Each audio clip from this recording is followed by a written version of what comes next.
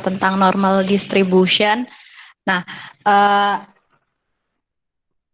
jadi kalau tentang normal distribution ini yang perlu kalian highlight buat materi statek setelah UAS ya. Jadi karena materi statek setelah UAS itu ini basicnya gitu.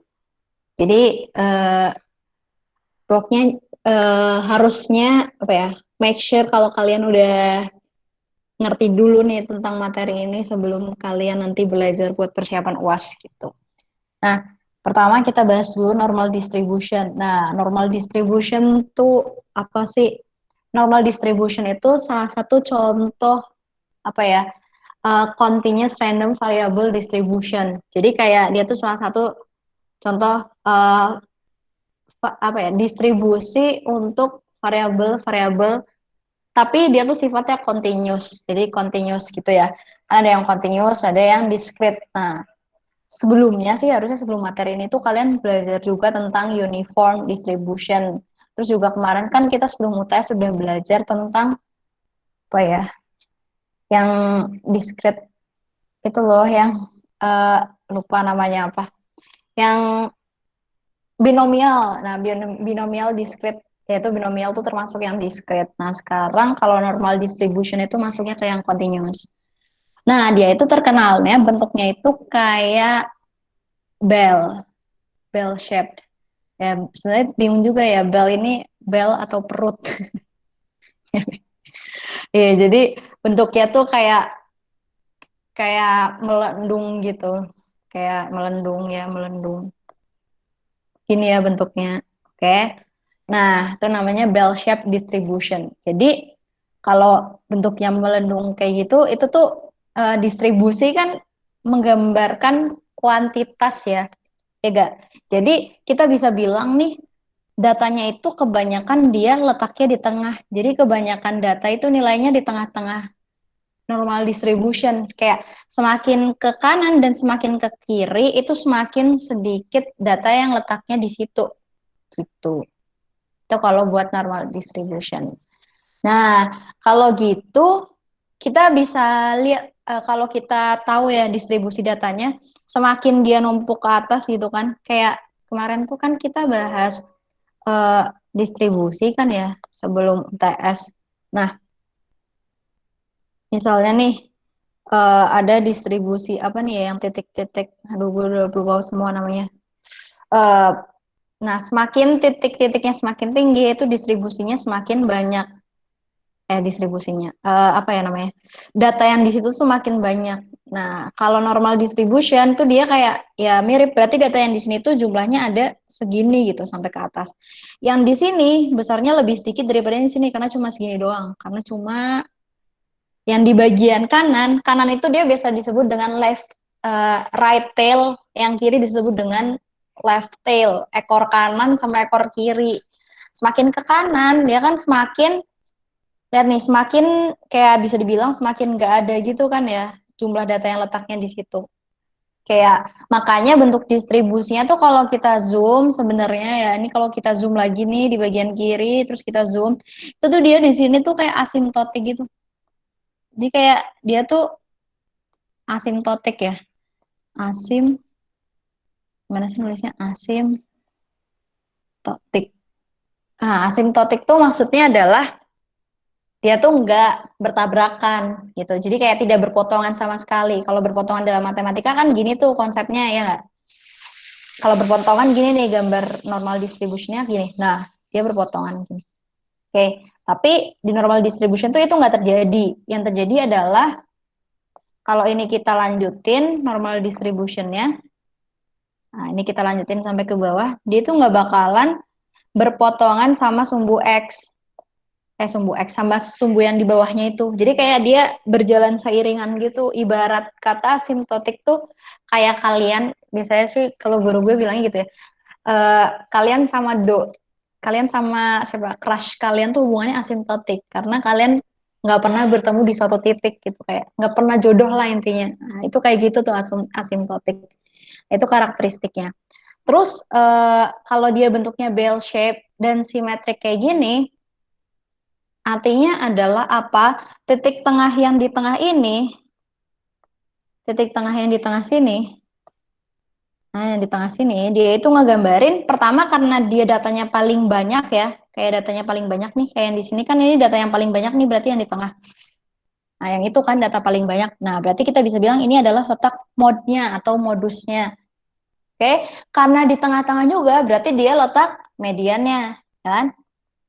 Oke. Terus dia juga letak rata-rata atau mean. Kenapa? Karena ibarat kata gini deh, kalau kalian punya angka gitu ya, misalnya angkanya 1, 2, 3, 4, 5. Nah, kalau ibarat normal distribution, 3 itu kan yang di tengah nih. Nah, yang di tengah ini, kalau merata gitu distribusinya, maksudnya ya, kayak ya udah 3 kan di tengah, berarti 3 itu minnya juga kan, rata-rata dari 1, 2, 3, 4, 5 ini kan rata-rata 3. Jadi pokoknya intinya di tengah itu dia melambangkan min, median, dan modus itu. Itu ya, intinya itu karakteristik dari normal distribution. Ada yang mau ditanyain nggak sampai sekarang? Sampai sini? Nggak ada ya? Kalau nggak ada kita lanjut. Eh, Selanjutnya karakteristik yang kedua, seperti yang tadi aku udah bilang, dia asimptotik.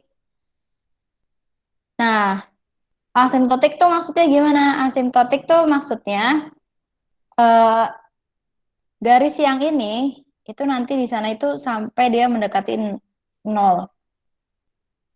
Oke, seiring dengan pertambahan apa nih? Seiring ibaratnya ini kan sumbu Y, ini sumbu X kan ya.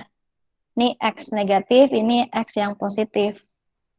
Oke, nah eh, seiring bertambahnya X, semakin X mendekati tak hingga gitu kan ya. Berarti kan di sini X kalau ke sana terus nih, kalau yang bagian kanan ke kanan terus, ini kan menuju positif tak hingga. Kalau yang kiri ke kiri terus dia menuju negatif tak hingga. Ya. Semakin X-nya itu mendekati positif tidak hingga, positif tak hingga, Y-nya itu semakin mendekati nol. Tapi dia nggak pernah nol. Intinya gitu. Dia cuma ngedeketin aja. Oke. Begitu juga ketika X mendekati tidak negatif tidak hingga. Begitu, semakin mendekati ke ekor kirinya ya, ke left tail-nya. Nah, Y-nya bakalan mendekati nol, tapi dia nggak pernah nabrak sumbu X-nya. Gitu. Itu yang dimaksud dengan asimptotik. Oke ya.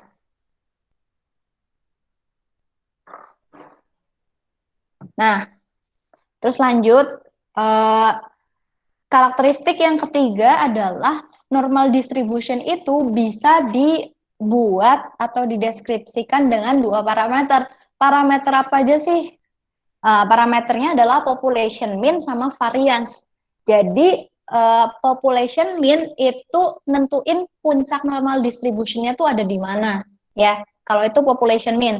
Contohnya, misalnya nih, kalau kalian lihat normal distribution itu yang digambar ada 3 normal distribution. Yang pertama adalah warna hijau, warna merah, dan warna biru.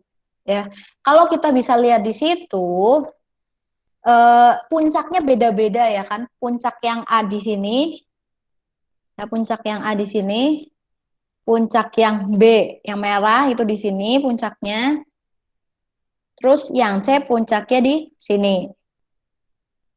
Oke. Nah, berarti puncak yang A itu kalau misalnya normal distribution itu maksudnya gimana sih? Jadi sebenarnya kita punya data, terus data kita terdistribusi sempurna gitu ya. Sorry, terdistribusi normal.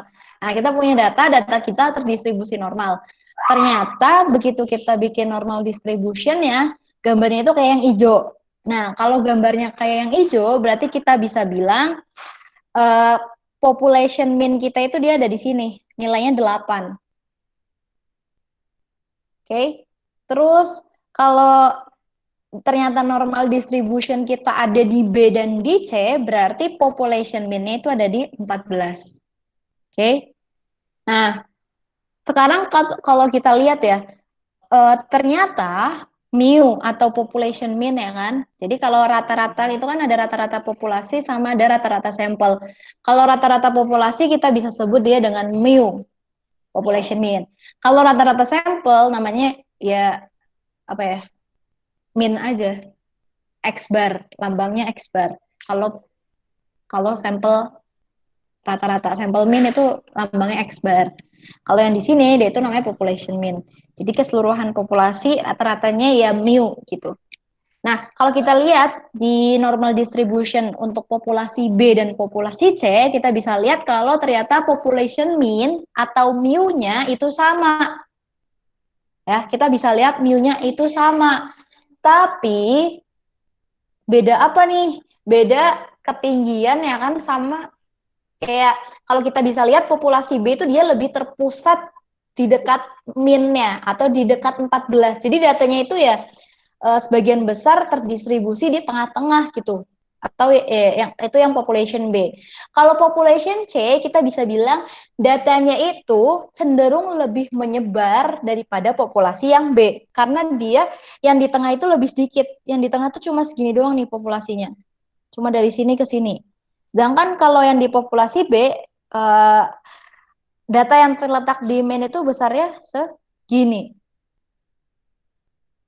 Oke, kita bisa bilang kalau populasi C itu lebih disperse, lebih terdisperse, lebih menyebar. Sedangkan populasi B itu lebih sentral, tercentralized datanya. Itu ya.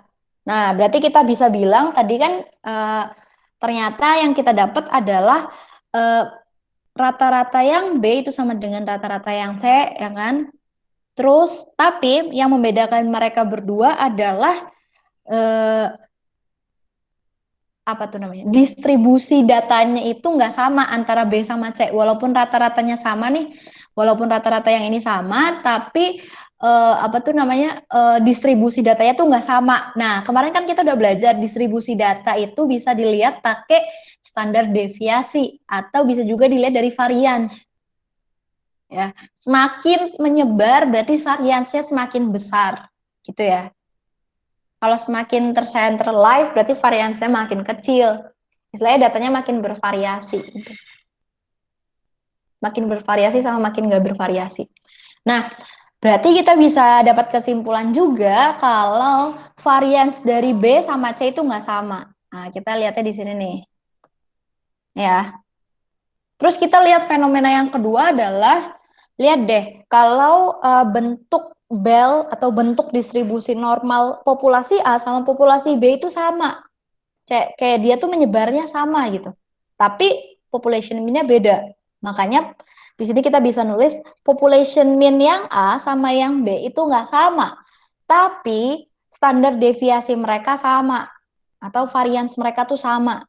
Ya, kalau varians itu apa ya bacanya tahu kuadrat ya. Kalau standar deviasi itu kayak gini aja. Ini standar deviasi, ini variance. Ya. Jadi itu ya bedanya. Jadi setiap data yang punya population mean dan variance yang berbeda. Jadi kombinasi keduanya ini bisa melahirkan distribusi normal yang beda gitu. Jadi kayak misalnya rata-ratanya sekarang rata-ratanya di rata-ratanya di mu A sini 8 di 8. Misalnya kalian punya data rata-rata di 8. Tapi ternyata dia standar deviasinya beda. Nah, nanti dia pasti bakal membentuk normal distribution yang beda. Misalnya nanti normal distributionnya kayak gini. Itu jelek ya gambarnya. Nah, nanti gambarnya gini. Atau lebih kayak gini juga bisa. Atau kayak gini juga bisa gitu ya. Nah, sebenarnya agak susah sih gambar normal distribution. Jadi kalian latihan aja lah ya, jelek juga nggak apa-apa. Nah, terus ada yang juga yang namanya probability density function. Probability density function ini sebenarnya uh, lanjutan dari normal distribution. Tapi kita ngelihat apa sih kalau kita baca pengertiannya, PDF atau probability density function untuk sebuah normal distribution of a continuous random variable x defined as ini. Jadi dia didefinisikan sebagai itu tuh. Oke, nah maksudnya gimana sih? Maksudnya probability density function karena sesuai namanya density itu ya, berarti kita mau lihat isinya, isi dari probability-nya. Nah, probability density function itu dia adalah sebuah fungsi yang ibaratnya gini deh, kalau kalian punya mungkin kemarin belajar ya di matematika nih waktu zaman SMA. eh, ada fungsi apa nih? Nah, ada fungsi linear kayak gini. Oke. Nah, dulu juga mungkin kalian inget ya pernah belajar integral. Kalau kita integralin, misalnya ini rumusnya ada rumusnya Y sama dengan mx plus c gitu ya. Nah, kalau kalian ngitung luas dari misalnya dari 2 ke 4 gini, kalian ngitung luas di sini kan bisa kan pakai integral, ya kan? Tinggal integral dari 2 sampai 4 mx plus c gitu kan. Nah, normal distribution tuh sama, tapi sekarang bentuknya dia adalah kayak gini. Nah, bentuknya gini nih. Ini terus dia mulainya dari negatif tidak hingga, ya, mulai dari negatif tidak hingga. Dari sini dia mulainya terus ke atas, naik ada suatu puncaknya, terus turun. Nah, itu kayak gitu.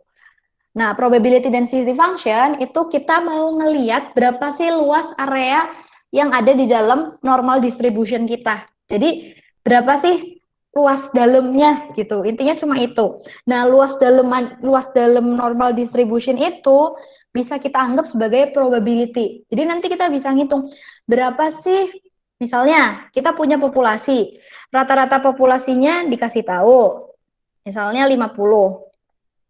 Terus dikasih tahu juga variansnya misalnya 25. Itu ya. Nah, berarti kita bisa bilang ini rata-ratanya 50, terus populasi kita apa tuh namanya? Standar deviasi varians populasinya itu 25, standar deviasinya berarti 5, ya kan? Karena dia akar 25. Oke. Nah, dari situ kita bisa lihat probability dari misalnya berapa sih probability kalau misalnya ini berat badan ya, berat badan anak FE gitu. Berat badan anak FE nih 50, rata-rata 50. Berapa sih probability seorang anak itu punya berat misalnya di sini 60. Jadi 50 itu dia letaknya di sini. Sorry. Jadi 50 tuh letaknya di tengah sini kan karena diameternya. Nah, berapa sih probability dia punya berat berapa sih probability seorang anak FE itu punya berat lebih dari 60? Berarti kalau kayak gitu ceritanya, nah berarti ini kita highlight area yang lebih dari 60. Nah, ini adalah area yang mau kita cari. Atau ini bisa kita bilang, ini adalah probability berat anak FE itu lebih dari 60. Gitu. Nah, jadi kita bisa ngitung tuh probability yang ada di dalam normal distribution kita. Tuh. Nah, terus kalau gitu kan kemarin kita udah ngobrolin juga ya. Total dari probability, total dari keseluruhan probability itu nilainya 1, ya gak? Jadi kayak eh, kalau kita punya apa ya, beberapa kemungkinan misalnya kemungkinan apa ya? Misalnya kemungkinan kalian dapat stateknya A itu misalnya peluangnya 0,5. Nah, berarti peluang kalian gak dapet A, peluang tidak dapet A, berarti kan 0,5 juga, ya kan? Kalau ditambahin nilainya 1. Sama kayak sama kayak probability density function. Karena dia adalah density function dari probability, makanya luas area yang di bawah normal distribution itu luasnya 1. Tuh. Ada yang mau ditanyain nggak sampai sini? Ada yang masih ngawang gitu nggak apa-apa tanyain aja. Jadi kalau kalian tanya kan nanti jadi lebih kebentuk tuh apa ya baik lebih kebentuk aja kebayang di otak. Kalau gak ada kita lanjut. Oke, kalau gak ada kita lanjut. Nanti kita bakalan latihan sih. Jadi kalian lebih dapat aja ya. Nah, sebenarnya kita juga bakalan mengenal ada yang namanya apa nih namanya? Z value gitu. Jadi oke, jadi sebenarnya the standard normal random variable Z. Jadi kita bakalan belajar nih, ada yang namanya normal. Ini kayak dijadiin acuan gitu sih. Di selama kita nanti belajar di statek, ada namanya acuan. Nah, acuannya ini namanya distribusi Z normal atau bahasa Inggrisnya standard normal random variable Z. ya. Jadi ini apa sih Z distribution ya? Z normal distribution. Z normal distribution ini adalah distribusi normal yang rata-ratanya itu nilainya 0, ya rata-ratanya itu 0 dan standar deviasinya itu 1 nilainya. Jadi mu-nya 0, standar deviasinya 1. Standar deviasinya 1. Gitu, itu Z normal distribution. Nah, padahal tadi kita misalnya berat anak FE ya. Berat anak FE itu rata-ratanya 50 rata-ratanya. Standar deviasinya itu tadi kan variansinya 25 ya. Tahu kuadratnya 25. Standar deviasinya berarti 5. Oke. Nah, dari data kita sebenarnya nanti kita bisa apa ya, kayak memproyeksikan gitu ke Z normal distribution. Nah, kalau misalnya belum kebayang, nanti kita lanjutin aja dulu bahas ya. Tapi so far rumusnya adalah misalnya ya, misalnya kita mau ngitung misalnya tadi kan kasusnya berapa sih probability anak FE punya berat lebih dari 60 kilogram? Lebih dari 60 atau lebih dari sama dengan 60 lah. Sama aja. Nah, ini lebih dari 60. Berarti kalau misalnya kita mau ngitung luas yang di sini, nah ini bingung kan kita gimana caranya, ya kan? Kayak sedangkan bentuknya seaneh itu gitu. Segitiga juga nggak bisa kita bilang segitiga karena di sini dia kayak melengkung-melengkung gitu kan bentuknya. Jadi kayak kita bingung kan gimana sih cara ngitung luasnya. Nah, ternyata kita bisa ngitung luasnya itu ada caranya. Caranya itu pakai rumus yang ini. Oke? Pertama, kita ngitung dulu Z value-nya dia. Jadi, berapa sih Z value dari 60? Nah, Z value dari 60 berarti, oke, berapa nilai X yang mau kita cari Z-nya? Nilai X yang mau kita cari Z-nya adalah 60. Oke. Terus data kita punya, oke, berarti di sini nanti X-nya 60 ya. Eh, apa nih? Rata-rata population min kita, mu-nya itu adalah 50. Dan standar deviasinya itu adalah 5. Oke, dari informasi ini berarti kita bisa ngitung Z value dari Z value-nya kita.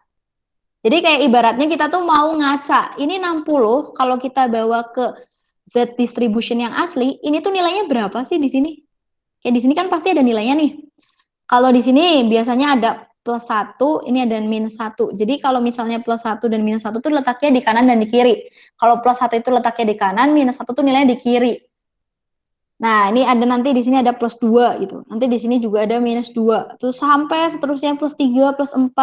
Di sini plus 3, plus 4 sampai positif tak hingga. Itu letaknya di situ.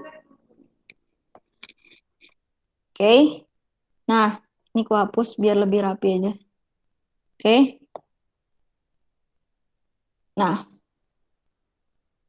Nah, kita sebenarnya mau ngaca 60 ini kalau kita taruh di atas, berapa sih nilai ininya? Berapa nilainya gitu ya? Tanda tanya nih. Tanda tanya. Kita pengen tahu nilai yang di sini tuh berapa. Nah, caranya kita pakai rumus Z yang ini.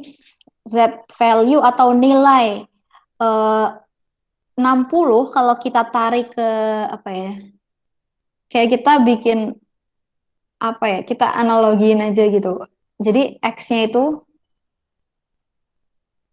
60, mu-nya itu 50 dibagi dengan standar deviasinya 5 gitu. Berarti nanti nilai Z kita adalah 60 dikurangi 50, 10 bagi 5. 2. Berarti di sini nilainya itu 2.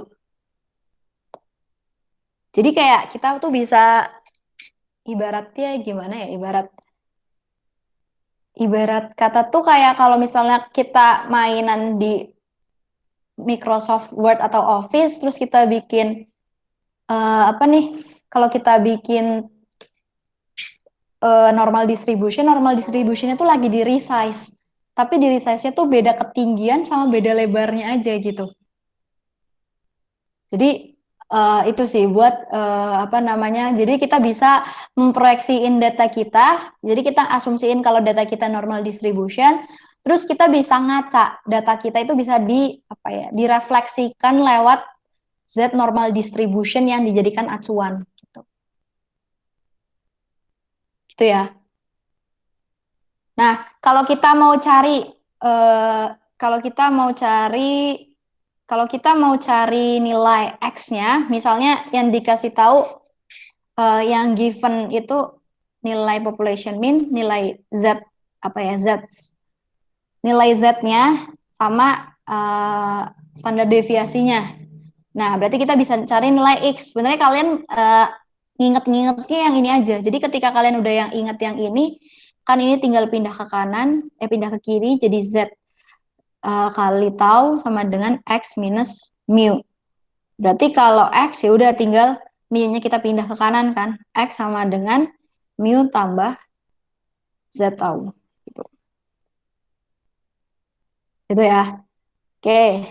Nah, coba sekarang kita langsung aja nih. Kita langsung latihan. Oke. Nah, kita mau ngitung probability dari Z, dari tabel Z. Nah, jadi di sini udah ada tabel Z. Nah, tabel Z, kalau kita baca tabel Z itu kita harus baca dulu judulnya. Judulnya ini adalah standard normal distribution. Table values represent area to the left of the Z score.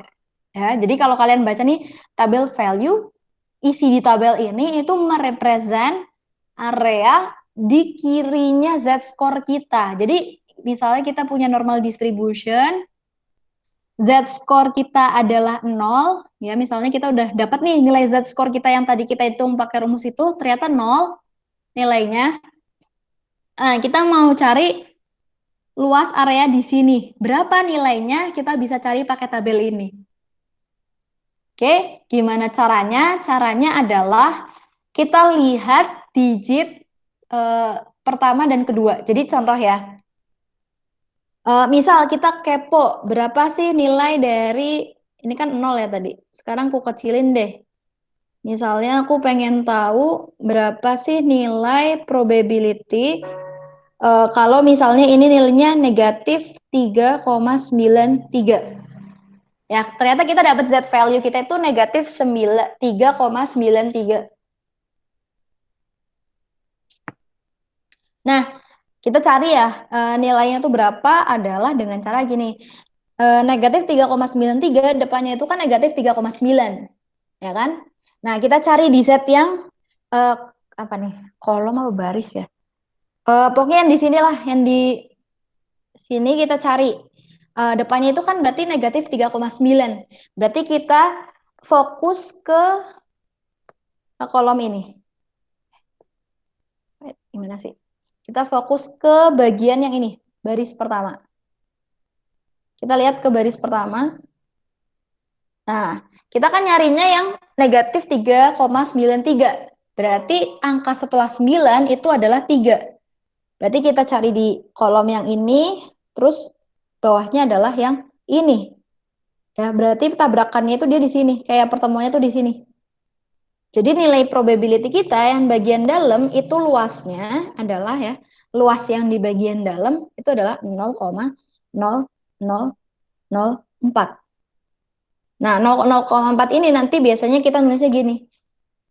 Ini adalah luas ya kan. Sebenarnya ini kan kita tadi nyarinya adalah dia itu luas normal distribution kalau misalnya kita ambil batasnya negatif 3,93. Nah, luas itu bisa diartikan sebagai probability. Jadi dia probability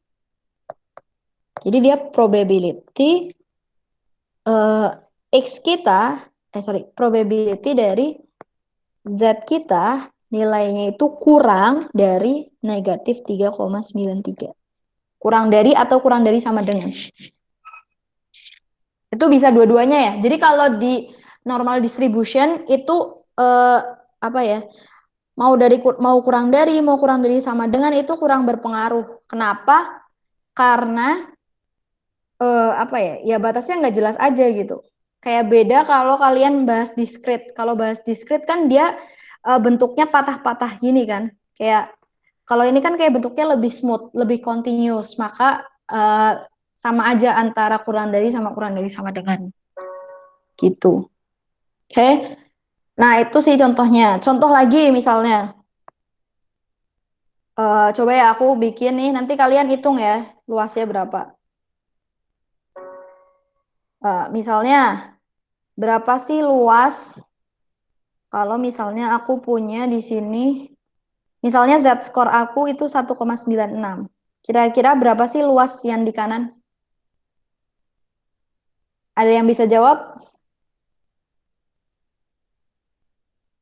0,025. Oke, bener ya yang ini ya. Nah, kenapa?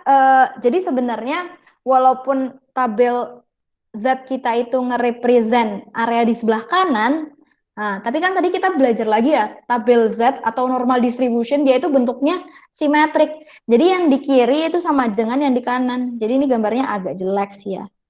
Nah, sebenarnya kan gambarnya gini. Jadi luas yang di kiri itu sama dengan luas yang di kanan. Nah, karena dia simetrik, berarti luas yang di kanannya 1,96 itu sama aja kayak luas yang di kirinya negatif 1,96. Nah, ini gini. Oke. Jadi luas di kiri dan di kanan tuh sama. Nah, tapi sekarang kan fokus kita cuma yang di kanan doang. Berarti luas yang di kanan itu bisa kita lihat dari minus 1,96. Jadi ini minus 1,9. Terus bagian ininya adalah 0,06. Ya, jadi luas yang area yang di sini luasnya itu adalah 0,025. Atau kalau di persentase berarti dia adalah 2,5% dari total luasnya normal distribution. Gitu. Ini kalau kita nulis, ini adalah probability kalau nilai Z kita lebih dari 1,96. Itu ya. Nah, sekarang kita coba ngeliat itu tadi normal distribution, aku hapus dulu deh. Nih, sekarang kita coba latihan soalnya. Pertama, berapa sih berarti ini kalau kita gambar ya, misalnya ini yang A, ini B, ini C, ini D, ini E. Sekarang yang A dulu deh. Kalau kita gambar, berarti kayak gini kan? Kalau kita gambar, berapa sih luas Z?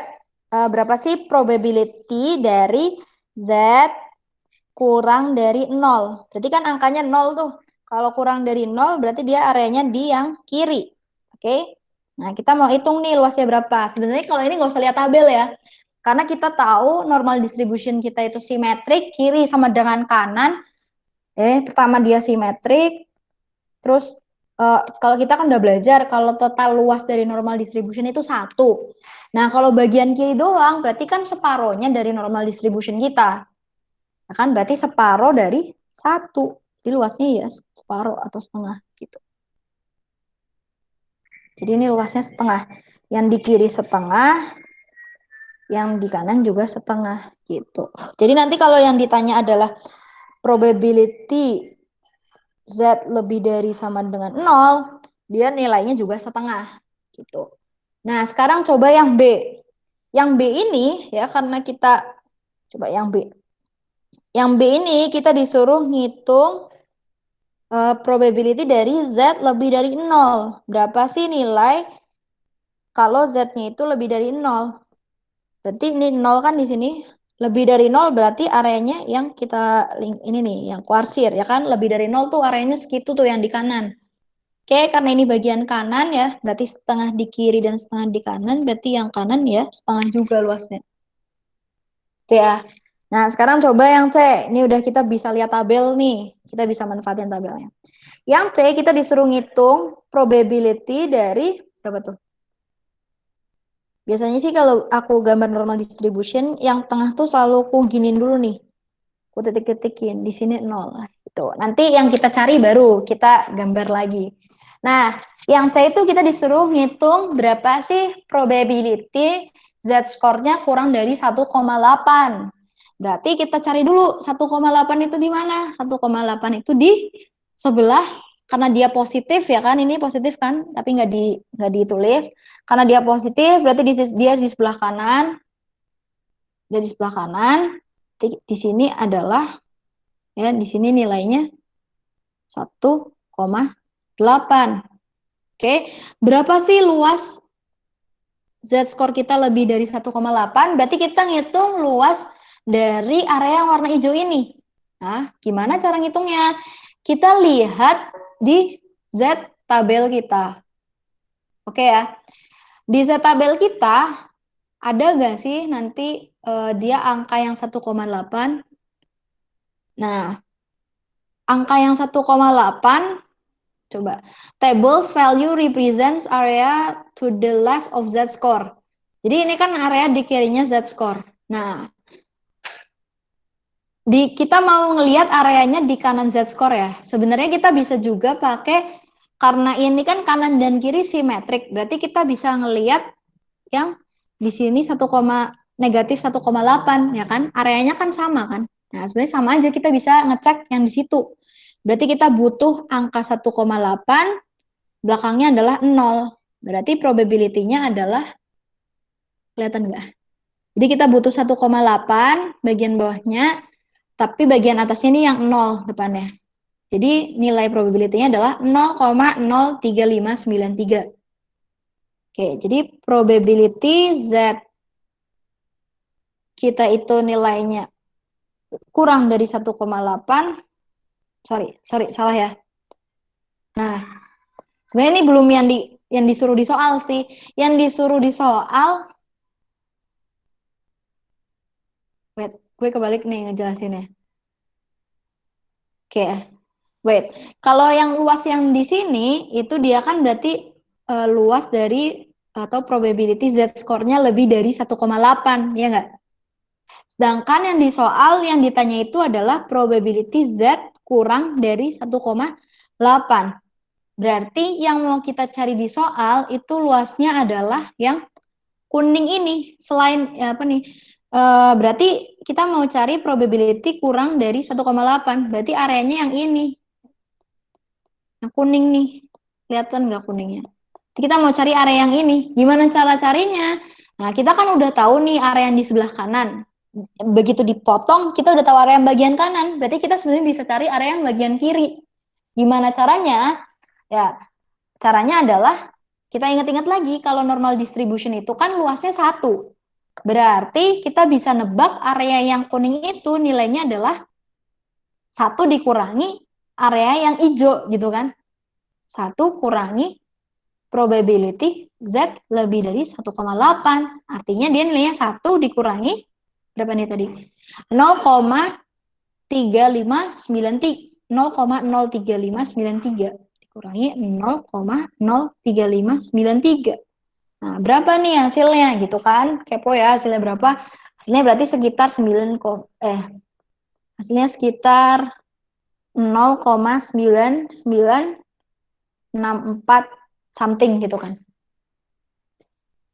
Jadi gitu ya ngitungnya. Atau sebenarnya kalian bisa juga ngitung ini sih. Enggak, deng, itu aja udah. Kita lihat Z-score-nya itu sebenarnya kita punya Z-tabelnya itu kita punya 2. Z-tabel yang di halaman pertama ini table value represent area to the left of Z-score. Jadi ini dia di kirinya Z-score. Kalau kita gambarin buat normal distribution yang ini kayak gini gambarnya. Nah, ini yang bagian kirinya gitu. Terus kalau yang di halaman kedua sama ya. Ini buat nilai yang negatif, ini buat nilai yang positif. Nah, kalau yang tadi di distribusi ini kan kita mau ngelihat di sebelah kirinya 1,8. Nah, berarti kita sebenarnya bisa pakai tabel yang kedua. Kita lihat yang di kirinya 1,8. Ini 1,8. Angka belakangnya ini 0. Ya, berarti dapatnya adalah 0,964. Nah, ternyata hasilnya itu ini kayaknya gue salah ngitung deh. Ini benarnya 964. Jadi sebenarnya nilainya tuh bakalan sama gitu. Kalau kalian mau pakai yang Z tabel yang atas ataupun Z tabel yang bawah tuh nilainya bakalan sama. Ini tinggal satu kurang ini aja ya. Ya benar sih. Tadi aku salah ngitung. Oke, sampai sini ada yang mau ditanyain nggak? Ngerti atau gak ngerti? Atau mau latihan lagi yang D mungkin? Coba ya, kita latihan yang D ya. Satu lagi deh. Yang D sama yang E deh. Ya udah semuanya aja. Oke ya, ini yang D. Pertama, oke, yang D. Yang D ini berarti kita mau ngelihat, kita bikin apa nih distribusi Z-nya dulu. Kita mau lihat area yang nilainya lebih dari, ya kan, area lebih dari negatif 215. Oke, kita tulis dulu nolnya di sini ya. Oke, berarti kan kita mau ngitung area atau probability Z-score-nya itu lebih dari negatif 2,15.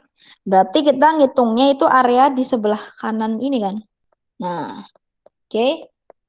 Karena Z-tabel kita itu ngitungnya adalah area di sebelah kiri, berarti kita bisa bilang di sini, oke, berarti kita perlu nyari luas yang kiri dulu nih dari tabelnya.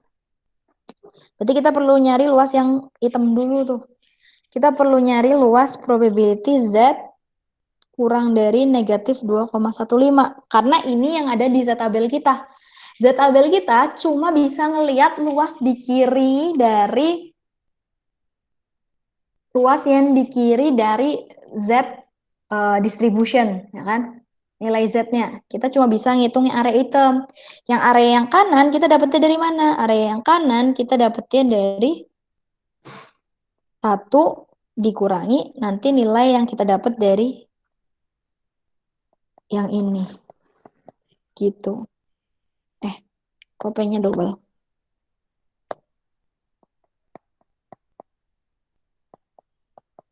Oke, nah kita lihat nih di Z-tabelnya. Balik lagi ke Z-tabel. Berarti tadi kita mau nyari nilai Z yang kurang dari negatif 2,15 ya. Nah, kita cari negatif 2,1 mana nih? Oh, ada nih di sini. Nah, negatif 2,1 kan di sini nih berarti ya. Jangan warna hitam, warna merah aja. Negatif 2,1 di sini. 5 berarti di sini. Negatif 2,15. Nah, kita turunin ke bawah. Nah, ternyata dapat angka di sini. Ini ya cara ngitungnya. Jadi nilainya yang di sebelah kiri itu adalah 0,01578. Jadi nilai ini adalah 0,01578. Oke, berarti kita bisa dapat nilai probability Z lebih dari negatif 2,15. Nilainya itu adalah 1 kurangi 0,01578.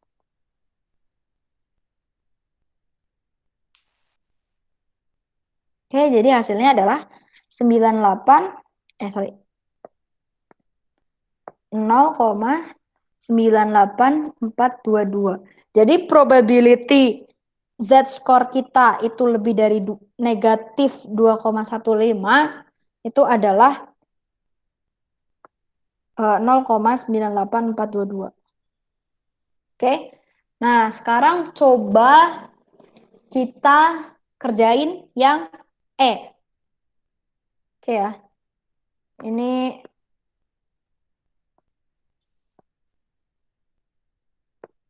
gue kecilin. Terus ini. Nah, sekarang kita coba ngerjain yang E. Oke, yang E coba warna ini. Nah, yang E kita gambar Z-nya. Oke, kita mau cari luas kita atau bahasanya gini, kita mau cari luas Z yang di antara ini kan 0 nih. Nah, yang mau kita cari adalah di antara negatif 1,96 dan positif 1,96. Nah, di antaranya kita mau cari luasnya. Berarti kita mau cari luas yang di tengah-tengahnya ini. Itu ya. Nah, gimana caranya? Caranya adalah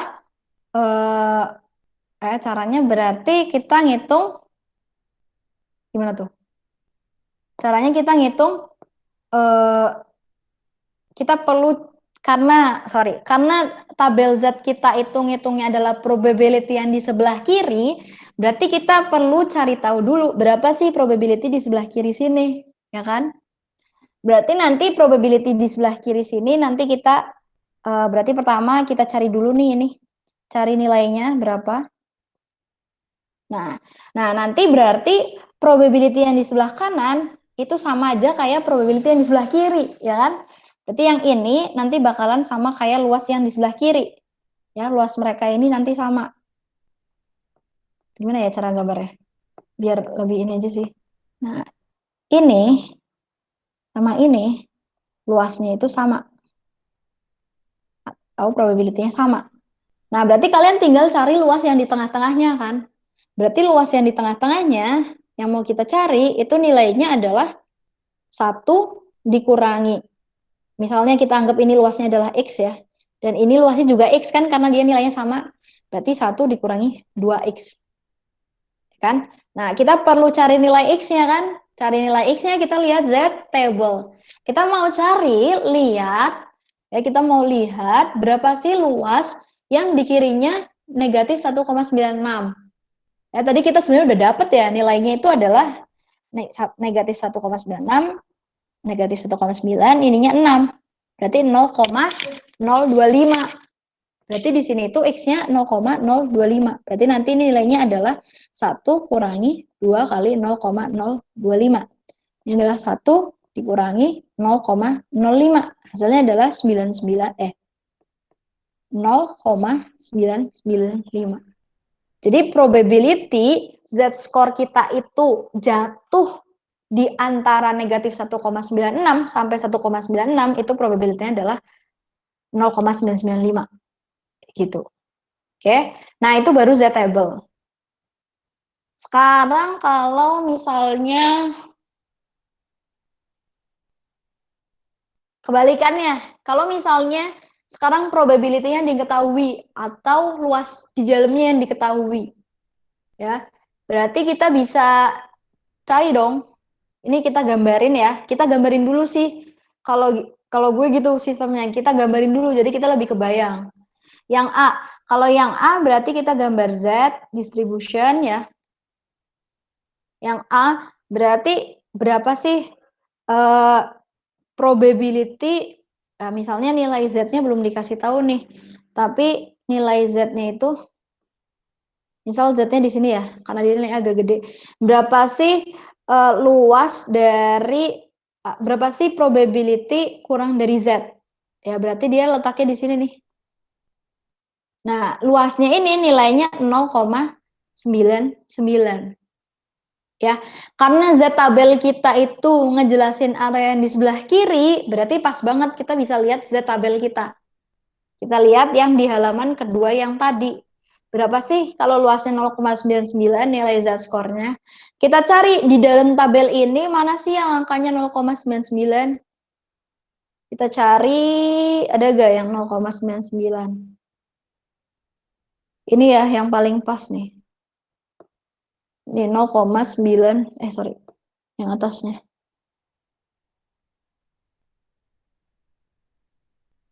Atau misalnya itu terlalu banyak ya kalau dibuletin. Yang 0,99 berarti mana nih? Nah, bisa ini, kadang terlalu kecil. 0,99.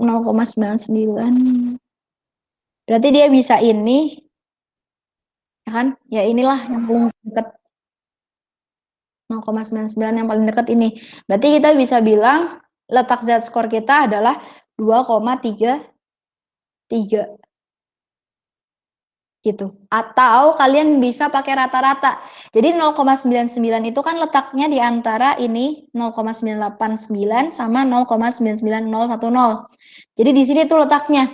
Berarti kita ya udah cari tengah-tengahnya aja. Jadi nanti berarti antara di tengah-tengahnya 2,32 sama 2,33. Berarti yang nilainya 0,99 itu kira-kira 2,325 gitu. Jadi ini letak Z-nya itu adalah, berarti Z-nya itu adalah 2,325.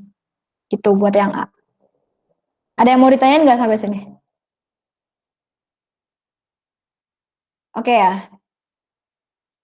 Nah, yang selanjutnya yang B, C, D itu kalian nanti bisa coba hitung sendiri. Sekarang kita coba yang E ya. Kita mau ngitung berapa sih nilai ya kalau misalnya ini minus Z, ini Z, ini ya. Berapa sih probability di antaranya? Nah, luas di tengah-tengahnya itu ternyata luasnya ini adalah 0,95 ya. Ya. Karena 0,95 berarti kita bisa bilang luas yang di kiri ya, apa nih namanya? Ekor kiri sama ekor kanan itu luasnya sama. Ya, berarti sisanya dibagi 2 ya kan? Karena luas normal distribution itu 1, berarti ini 1 kurangi 0,95 berapa? 0,05 ya. 0,05 berarti luas yang di kanan ini adalah 0,05 bagi 2 ya kan, yang di kiri 0,05 bagi 2 gitu. Berarti nanti hasilnya adalah 0,025. Berarti kita cari yang di dalam tabel nilainya itu adalah 0,025 karena tabel kita kan yang di sebelah kiri kan, area yang di sini. Berarti kita cari nih berapa sih yang luasnya 0,025. 0,025 dia itu berarti yang di sini 0,025 ah, berarti dia mana nih 0,025 0,025 susah ya nyarinya 0,025 minus 196 Kak. Benar minus 1,96. Jadi dia ini nilai Z-nya ini ya. Oke, di sini berarti kan negatif kan? Negatif 1,96 karena kita emang mau nyari yang 0,025. Berarti di sini negatif 1,96. Nah, yang kanan karena dia ini min Z, berarti ini Z-nya doang, berarti ini 1,96. Gitu ya, cara nyarinya. Pokoknya kalian perhatiin tabel Z-nya gitu. Oke. Coba sekarang kita ngerjain soal ini dulu deh. Ini sama satu nanti satu soal UTS, habis itu udah selesai. Coba kita kerjain. Suppose that the average IQ score of student is in college is normally distributed. Jadi IQ anak di IQ-nya mahasiswa tuh terdistribusi normal. Min-nya rata-ratanya adalah 100. Bodoh juga ya, gandeng. Hanyalah IQ. Oke, rata-ratanya di sini berarti rata-ratanya ya. Rata-ratanya itu adalah 100. Nah, standar deviasinya atau tahu ya, standar deviasi atau sigma ya kayaknya ngomongnya. Sigmanya itu adalah 16. Oke. Nah, sekarang kita coba hitung ya. Nah, yang ditanyain adalah pertama yang A, what is the probability a randomly selected person will have an IQ score less than 80? Berapa sih probability X-nya itu kurang dari 80? Itu yang A. Yang B, what is the probability that a randomly selected person will have an IQ score greater than 125? Ya kan? Lebih besar dari 125. Yang C, what is the probability that a randomly selected person will have an IQ score between 100 dan 130? Ini kan ya? 130. Boleh kalian sama dengannya juga boleh. Yang D, what is the probability that what minimum IQ score does a person have to achieve to be in the top 5% of IQ score? Nah, berapa sih probability kalau orangnya itu mau jadi top 5% gitu ya? Buat ditaruh di LinkedIn gitu kan biasanya. Karena dia top 5% lulusan gitu. Lulusan yang 5% paling pinter gitu kan. Oke, coba ya. Nah, tadi kan di awal udah aku jelasin kalau data yang biasa kayak gini bisa kita refleksikan ke tabel Z kita. Jadi misalnya ini adalah tabel Z kita, distribusi Z kita. Terus ini distribusi data kita. Misal ya, ini distribusi data kita. Oke. Nah, Z itu di sini dia rata-ratanya 0, standar deviasinya 1. Kalian harus ingat-ingat di sini rata-ratanya 0, di sini standar deviasinya 1. Nah, yang mau kita lihat adalah kita punya rata-ratanya 100 ya. Dan standar deviasi kita adalah 6. Oke. Nah, yang harus kita lakukan yang pertama adalah apa? Kita ngerjain yang A. Kita ngerjain yang A.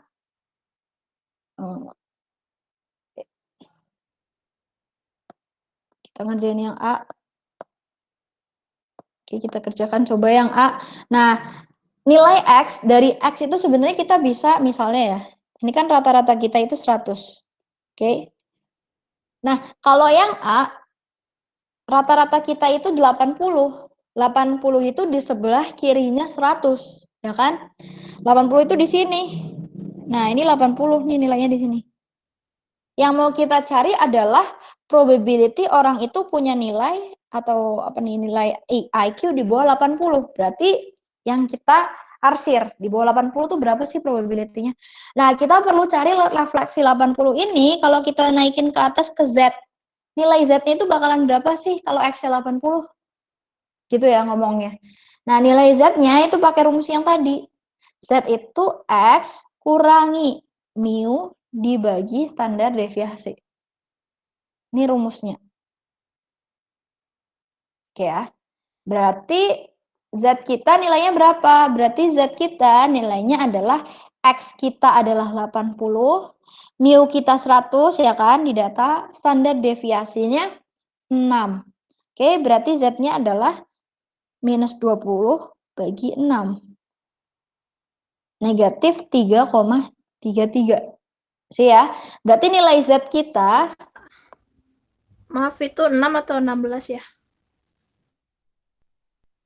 oh iya 16 ya, benar 16. Oke. Nah, sekalian ya nanti dihitungin. Ini 16. Oke, berarti ini, oke benar ya 16. Oke, berarti di sini 16.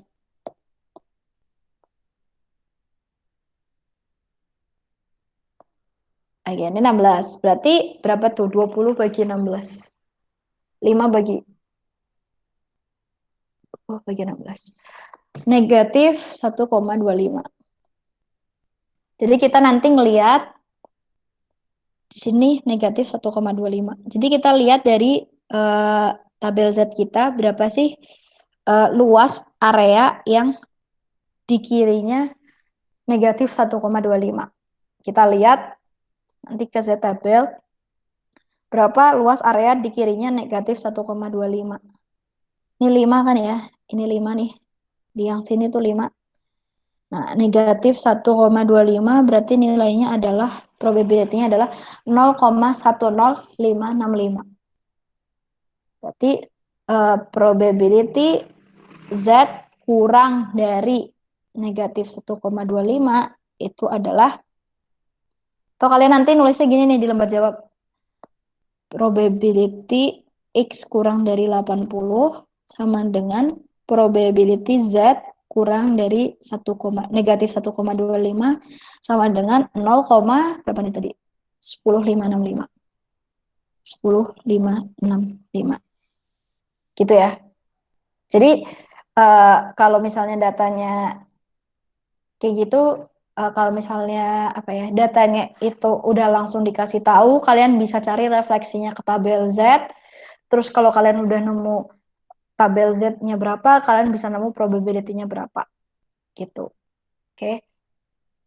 Terus coba lagi yang ini ku kecilin. Oke. This. Ini yang A. Oke, sekarang kita coba yang B. Yang B itu kita ngitung berapa probability X kurang dari 1,25, ya kan? Nah, kalau kayak gitu berarti kita perlu gambar Z-nya. Gini kan? Pakai yang kiri aja deh. Pakai yang kiri aja ya. Hmm,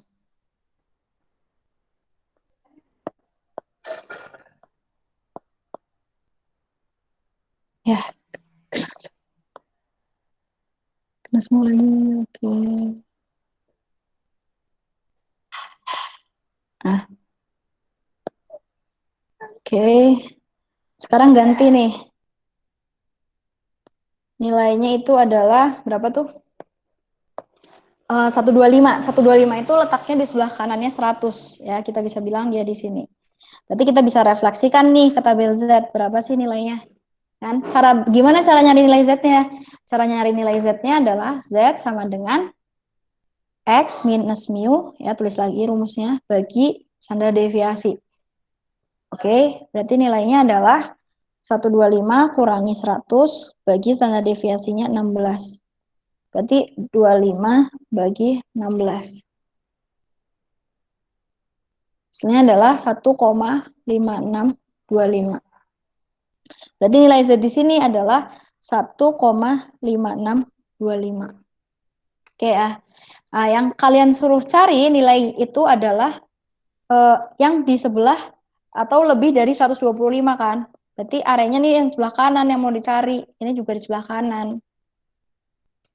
Nah, tapi Z tabel kita itu ngelihatnya area yang di sebelah kiri. Berarti kita bisa ngitung nanti probability X lebih dari 125 itu sama dengan probability Z lebih dari 1,5625. Nah, probability Z lebih dari 1,5625 itu sama dengan 1 kurangi probability Z kurang dari 1,5625. Ya, probability yang di sebelah kanan ini sama dengan probability 1 dikurangi probability yang di sebelah kiri gitu. Jadi probability yang di kanan sini itu sama dengan 1 dikurangi probability yang di sebelah kiri. Gitu ya. Nah, oke. Berarti nanti kita ngitung 1 dikurangi berapa nih probability yang di sebelah kirinya 1,5625. Kita cari di Z tabel kita. Tabel kita berarti kita perlu cari area yang di kirinya 1,5625. 1,56. Ya, berarti di sini nih 0,94062. Kalau kalian mau lebih ribet lagi, berarti kalian bisa ngerat apa ya? Interpolasi antara ini sama ini. Berarti kan gini, nilai kita yang mau kita cari kan 1,5625 ya. Sedangkan di tabel kita itu nemunya 1,56 sama 1,57. 1,56 itu luasnya 0,94062, yang 1,57 itu nilainya 0,94179. Kalau kalian mau cari 1,5625 berarti kan dia letaknya di lebih dekat ke sini kan. Nah, itu kalian bisa interpolasi. Kalau kalian nggak mau ribet, ya udah ini dibulatin aja jadi 1,56. Nah, berapa tuh nilainya tadi? 0,94062 ya. Nggak bakal berpengaruh signifikan juga sih sebenarnya. Tapi ya biar lebih bagus aja. Jadi ini 0,94062. Oke, jadi tinggal dikurangi aja. 1 kurangi 0,94062. Oke, hasilnya adalah 0,05938. Itu ya.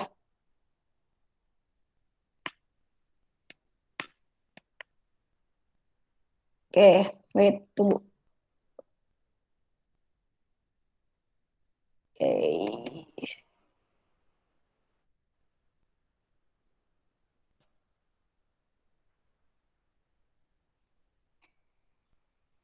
Oke. Nah, sampai sini ada yang mau ditanyain nggak? Enggak ya? Nah, sekarang kita coba ngerjain yang ini. Yang langsung yang coba kita langsung kerjain yang ini precise.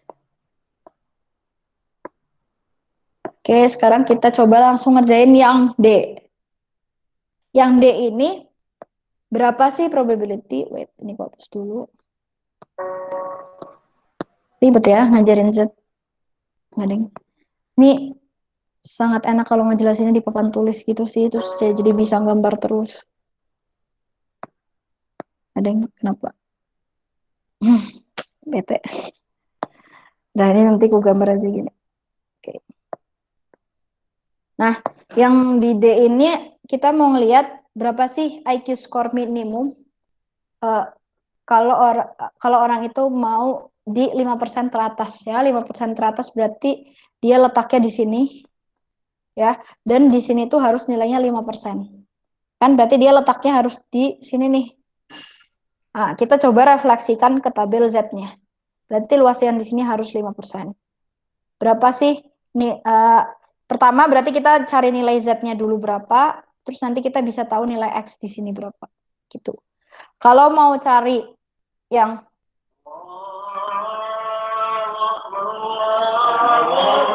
ya ajan. Oke, kalau kita mau cari nilai Z-nya, berarti area di tabel Z kita kan yang di sebelah kiri ya. Berarti luas yang di sebelah kirinya ini harus 95% atau 0,95. Ya kan? Berarti kita cari nih di tabel Z yang nilainya 0,95. Berapa? Yang nilainya 0,95 itu adalah ini ya. Antara ini sama yang kanan. Berarti kita bisa bilang ini nilainya 1,6 berapa nih? 1,645 ya. 1,64 sebenarnya kan 1,64, tapi karena dia lebih sedikit dia kan letaknya di sini. Jadi 1,645. Jadi dia nilainya di sini Z-nya itu adalah 1,645. Oke. Nah, kita gimana cara nyari X-nya gitu kan? Cara nyari X-nya ya kita dapat dari nilai Z-nya. Z itu kan didapat dari X minus mu bagi standar deviasi. Berarti kalau kita mau cari X-nya, ini kan kita turunin dulu tuh rumusnya. Jadi nanti kita dapat nilai X itu mu tambah Z kali standar deviasi. Gitu kan? Nah, mu kita, population mean kita adalah 100 ya, tambah Z kita adalah berapa tuh? 1,645. Standar deviasi kita adalah 16. Jadi X-nya nanti 100 tambah 1,645 kali 16. Hasilnya adalah 26,32. Berarti at least orang itu harus punya IQ 126,32 kalau dia mau ada di top 5 IQ score gitu. Oke. Nah, hari ini sampai situ dulu deh yang UTS kita bahas kalau kita mau yang UTS, yang UAS kita bahas kalau kita mau UAS aja. Atau bisa aku jadiin buat tugas juga sih sebenarnya. Oke ya. Sebenarnya soal-soal UTS mirip-mirip ini sih. Jadi yang penting kalian tahu posisi populasinya itu rata-ratanya di mana sama standar deviasi populasi itu di mana ya kan. Dengan begitu kalian bisa bisa bangun, bisa membentuk dan merefleksikan ke Z distribution kita. Jadi nanti kita bisa ngelihat nilai probability dari suatu nilai itu muncul, itu kita bisa lihat dari refleksi normal distribution kita ke Z distribution kita gitu. Oke, gitu ya. Nah, oke, mungkin buat hari ini itu dulu. Thank you udah datang. Sorry kalau misalnya banyak kekurangan. Nanti kalau misalnya belum mengerti, coba diputar dulu videonya ulang. Atau kalian bisa chat gue di line. Oke banget, nggak apa-apa. Oke deh, thank you ya. Dadah semuanya. Makasih, Kak. Makasih, Kak. Makasih, Kak. Makasih, Kak. Thank you, Kak.